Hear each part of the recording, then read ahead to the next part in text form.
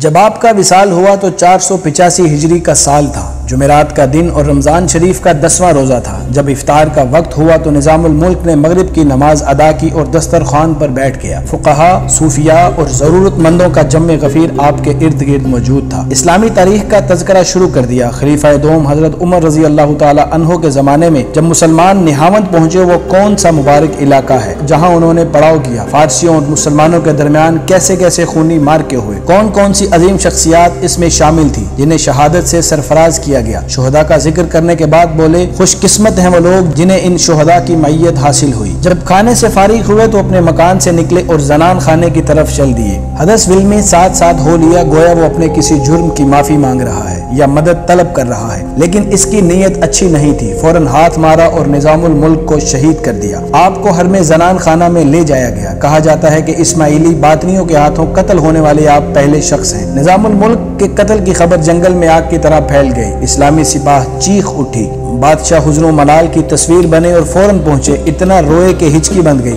وہ 1 گھنٹہ تک شہید کے پاس بیٹھے رہے۔ نظام الملک نے دین اسلام کی سربلندی کے لیے اپنی زندگی صرف کر دی اور پھر دین ہی کی خاطر اپنی جان بھی قربان کر دی۔ وہ خوشبختی کی زندگی جیے اور قابل تعریف شاندار اور شہادت کی موت مرے۔ قاتل خیمے کی رسی سے الجھا اور گر پڑا۔ نظام الملک کے غلاموں نے اسے فوراً آ لیا اور قتل کر دیا۔ آپ کے خادموں کا بیان ہے، جب ان کے آخری سانس چل رہے تھے تو آخری الفاظ جو ان کے منہ سے نکلے وہ یہ تھے، میرے قاتل کو قتل نہ کرنا، میں نے اسے معاف کر دیا۔ کلمہ شہادت پڑھا اور جان آفری کے حوالے کر دی۔ اہل بغداد کو جب نظام الملک کی شہادت کی خبر ہوئی تو سارا شہر تصویر غم بن گیا۔ وزیر اور مشیر 3 روز تک تعزیت کی غرض سے بیٹھے۔ شعراء نے مرثیے لکھے۔ مقاتل بن عطیہ کا مرثیہ انہی میں سے ایک ہے اور وہ بیان کرتے ہیں، وزیر نظام الملک ایک در یتیم تھے جسے رحمان ذات نے بڑے اعزاز سے ڈھالا تھا۔ وہ نایاب ہوا اور وقت نے اس کی قدر نہ پہچانی اور اس کے ایک دشمن نے اس سے اس دنیا سے پھر صدف کی طرف لوٹا دیا۔ نظام الملک کے جود و کرم، عدل و انصاف اور احیاء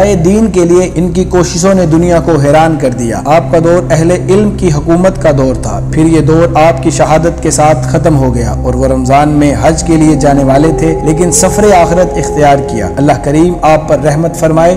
آپ دنیا و آخرت کے ایک بادشاہ کی حیثیت سے فوت ہوئے۔ ملک شاہ فوت ہوا اور اس نے اپنے پیچھے 4 بیٹے چھوڑے، برقیات، محمد، سنجر اور محمود۔ محمود جو بعد میں ناصر الدین محمود کے نام سے پہچانا گیا، وہ چھوٹا بچہ تھا۔ اس کے ہاتھ پر بیعت کی گئی کیونکہ اس کی ماں ترکان خاتون کو ملک شاہ کے دور میں بڑی قدر و منزلت حاصل تھی۔ محمود تقریباً 2 سال 485 ہجری بمطابق 1092 عیسوی حکمران رہا کیونکہ ان کا اور ان کی والدہ کا وصال ہو گیا۔ اس کے بعد رکن الدین ابو المظفر برقیاق بن ملک شاہ آیا اور 498 ہجری تک حکمران رہا۔ پھر رکن الدین ملک شاہ ثانی کے ہاتھ پر بیعت ہوئی اور اس سال اقتدار غیاث الدین ابو شجاع محمد کے ہاتھ لگا اور وہ 511 ہجری تک مسند حکومت پر جلوہ افروز رہے۔ عظیم دولت سلجوکیہ کا آخری حکمران غیاث الدین ابو شجاع محمد تھا جس کا پایہ تخت ماورا النہر کا علاقہ تھا اور خراسان، ایران اور عراق کے علاقے پر بھی اس کی حکمرانی تھی۔ بالآخر 522 ہجری میں سلجوکی سلطنت شاہنات خوارزم کے ہاتھوں ختم ہو گئی۔ ماورا النہر سے سلجوکیوں کی عظیم سلطنت کے خاتمے کے ساتھ ہی سلاجقہ افتراق و انتشار کا شکار ہو گئے اور ان کی وحدت پارا پارا ہو گئی۔ ان کی طاقت اس قدر کمزور ہو گئی کہ سلجوکی متعدد گروہوں اور باہم متصادم لشکروں میں تبدیل ہو گئے جو تخت و تاج حاصل کرنے کے لیے باہم دست و گریباں رہتے تھے۔ عظیم سلجوکی دولت کئی چھوٹی چھوٹی امارات میں تقسیم ہو گئی اور یہ امارات اور سلطنتیں کسی ایک سلطان کے اقتدار کو قبول کرنے کے لیے تیار نہ ہوئی، جیسا کہ وہ سلطان تغرل بیگ اور سلطان ارسلان اور سلطان ملک شاہ اور ان کے اسلاف کے دور میں متحد رہی تھی۔ ہر ایک علاقہ خود مختار تھا، ہر ایک کا اپنا فرما روا تھا اور ان چھوٹی چھوٹی امارات میں کسی قسم کا تعاون نہیں تھا۔ اس افتراق و انتشار کے نتیجے میں ماورا النہر سے ایک اور طاقت ابھر کر سامنے آئی۔ یہ خوارزمی سلطنت تھی جو ایک عرصہ تک منگولی حملوں کا ڈٹ کر مقابلہ کرتی رہی۔ خوارزمی سلطنت کے ساتھ سلجوکی امارات عراق اور شام کے شمال میں قائم ہوئیں جو اتابک امارات کے نام سے پہچانی جاتی تھی۔ اسی عرصہ میں سلاجقہ روم کی سلطنت سامنے آئی۔